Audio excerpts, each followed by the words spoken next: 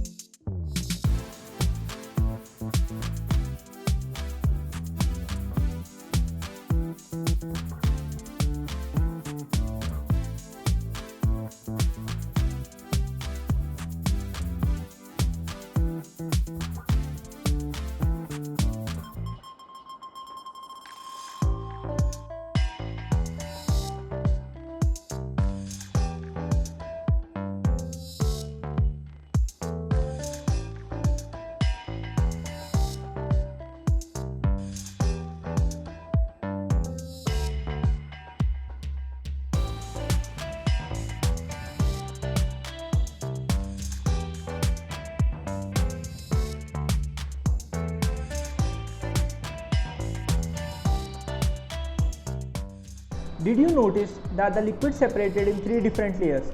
That is because they have different densities. Honey, which has the highest density, stays at the bottom, and oil, which has the least density, remains on the top.